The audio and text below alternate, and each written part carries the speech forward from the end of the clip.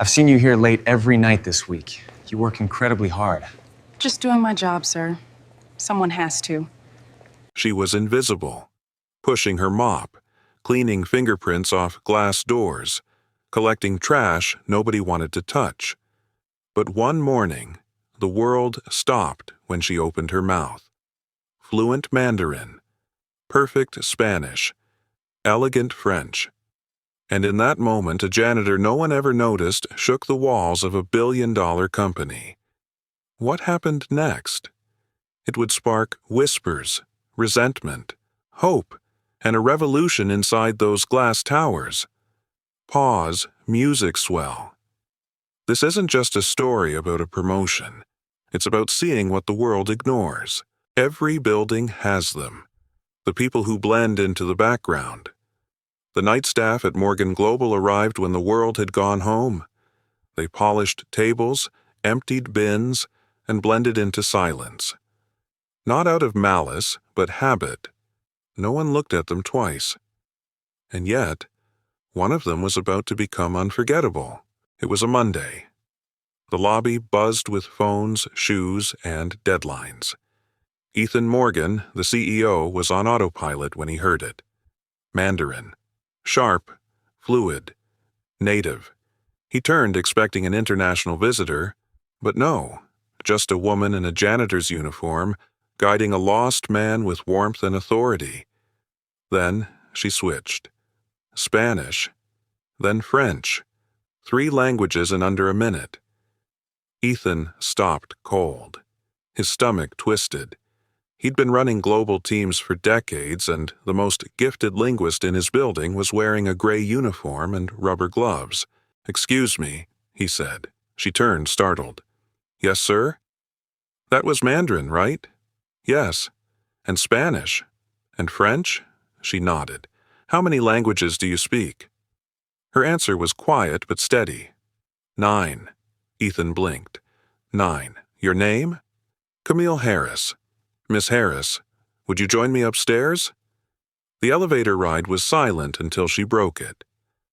"I've worked here 14 years, she said softly. "Never thought I'd ride this elevator with you." He smiled faintly. Sometimes the doors we least expect open the widest. Neither of them knew how wide this one would open. In his glass office, he asked the question still burning in his chest.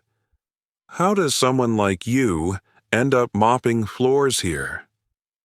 She hesitated, then gave him the truth. Her childhood, the scholarship, the dream of a master's degree in linguistics, then her mother's illness, her father's sudden death, bills piling, a child to raise, survival first, dreams second. She worked anywhere, nursing homes, grocery stores, temp work, until the janitorial night shift at Morgan Global allowed her to both pay rent and raise her daughter. "But I never stopped learning," she said. "Languages were the one thing I had left that made me feel like I still mattered." Not bitterness, not excuses, just truth. Ethan leaned back, the weight of her words pressing down on him. That afternoon, crisis hit. The Brazilian team had flown in early. The translator canceled. Panic swept the executive floor. Ethan made one decision. "Bring Camille." She hesitated, then stepped into the boardroom. Her Portuguese wasn't stiff. It was alive, warm, human. Within minutes the room shifted, shoulders relaxed, laughter bubbled, trust formed. By the end, one executive whispered to Ethan, "She's the best we've worked with in years. Where did you find her?" He smiled. "Right here." The next morning, Ethan called her back. "I want to create a new position," he said. "Cultural liaison. And I want you in it." Her voice was steady. "I don't have a degree. You have something better. 9 languages, discipline, perspective. That's worth more than paper." Her lips pressed together. "Why me?" "Because I watched you solve 3 problems in 3 languages before breakfast. And I'm done walking past people like you. By Friday, the building was buzzing. Camille Harris, the janitor, now had an office with her name on the door. Some smiled, some gossiped, some sharpened their resentment. "She was scrubbing toilets last week," one employee sneered. "I've been waiting 2 years for a promotion." But the loudest pushback came from Eleanor Craig, a powerful board member. She summoned Camille. "No degree, no corporate training, no management experience. How do you explain being here?" Camille met her eyes. "Because I speak the languages. I've already fixed contracts your teams have stalled for months. I don't need to be liked. I need to be useful. And I am." Eleanor narrowed her eyes. "You're a gamble." Camille's answer was quiet but razor sharp. "My entire life has been one." Something shifted. Interns started coming to her, not for translation, but advice. She stayed late to help a shy intern practice his first presentation. "1 word at a time," she told him. "That's how I learned 9 languages. That's how you'll learn this." Managers leaned on her to smooth negotiations. Teams found her guidance cut weeks of wasted time. One day, she stood on stage at an international summit. Her words silenced the room. "I was never just a janitor. I was fluent. I was capable. I was ready. The problem wasn't me. It was that nobody looked long enough to see it.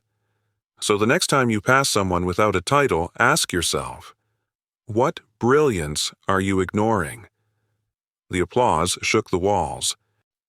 Back at Morgan Global, Ethan launched a new initiative, Voice Inside, a program to uncover hidden talent in overlooked roles. Camille was the face of it.